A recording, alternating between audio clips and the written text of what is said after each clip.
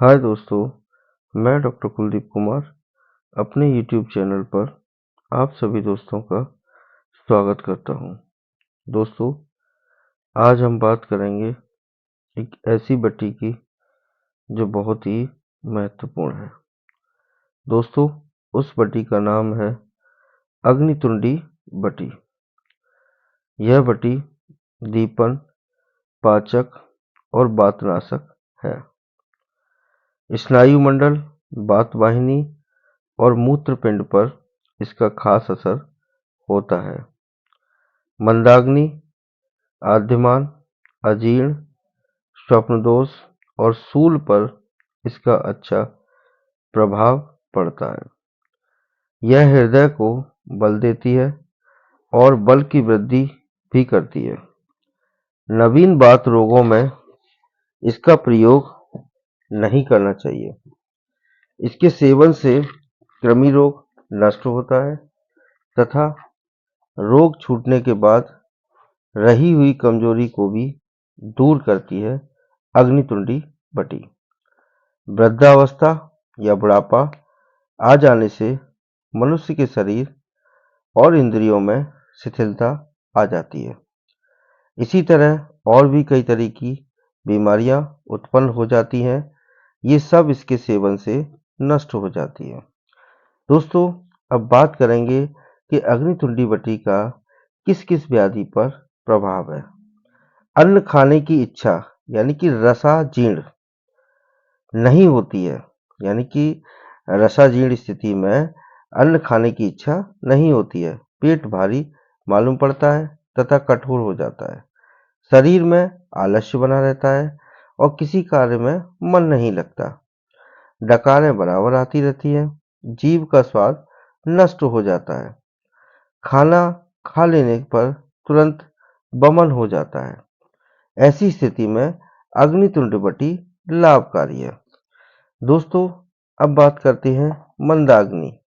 मंदाग्नि जब व्याधि होती है, यकृत में कमजोरी आ जाने के कारण पित्त स्राव में कमी आ जाती है, जिससे पाचक पित्त में विकार उत्पन्न हो जाते हैं और जठराग्नि मंद पड़ जाती है। फिर अच्छी तरह नहीं पचने से कोष्ठों में शिथिलता आ जाती है। ऐसी स्थिति में अग्नितुंडी बटी बहुत ही लाभकारी है।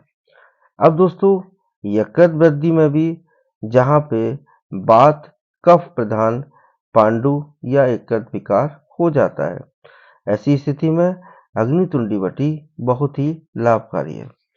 अब दोस्तों, बड़ी आंत जिसमें इन्फेक्शन हो जाता है, तो उस में अग्नितुंडी बटी का बहुत अच्छा लाभ होता है। जैसे अब बड़ी आंत में जो इन्फेक्शन होता है, वायु का संचार ठीक ना होने से पित्त यानी कि पाचक पित्त में गर्मी हो जाने के कारण पाचन क्रिया में विघटन होने से आंतों में शिथिलता आ जाती है, जिससे खाया हुआ अन्न जहां के तहां ही रुका हुआ अपचित अवस्था में पड़ा रहता है, जिसमें पेट में भारीपन बना रहता है।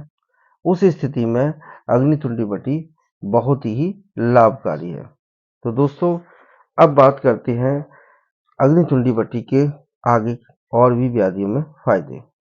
दोस्तों, आपने अपेंडिक्स तो सुना ही होगा, जिसे अंत्र पुच्छ प्रदाह कहते हैं, कि प्रारंभिक अवस्था में अग्नितुंडी बटी बहुत ही लाभकारी होती है। पेट के दाहिनी पसली के आसपास पत्थर के समान कठोरता मालूम पड़ती है। जहाँ यह कठोरता मालूम पड़ती है, वहाँ कुछ ऊंचा भी उठा हुआ मालूम होने लगता है। कभी कभी इसमें इतने जोर का दर्द उठते हैं कि रोगी बेचैन हो जाता है और बमन भी होने लगता है। तो ऐसी स्थिति में अग्नितुंडी बटी बहुत ही फायदेमंद है। अब दोस्तों, उदर रोग में भी अग्नितुंडी बटी का बहुत ही फायदा है। हाथ पैर मुख में सफेदी आ जाना, पेट कठोर हो जाना, कुछ बड़ा हो जाना हुआ मालूम पड़ने लगता है। पैरों और हाथों में अधिक सूजन आ जाती है और पेट में थोड़ा जल संचय होने लगता है। ऐसी स्थिति में अग्नितुंडी बटी का उपयोग बहुत ही लाभकारी है।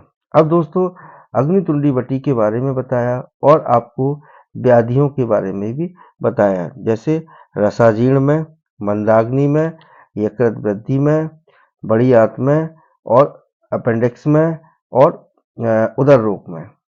इन सब व्याधियों में अगर हम अग्नितुंडी बटी का प्रयोग करते हैं तो रोगी को बहुत ही लाभ होता है।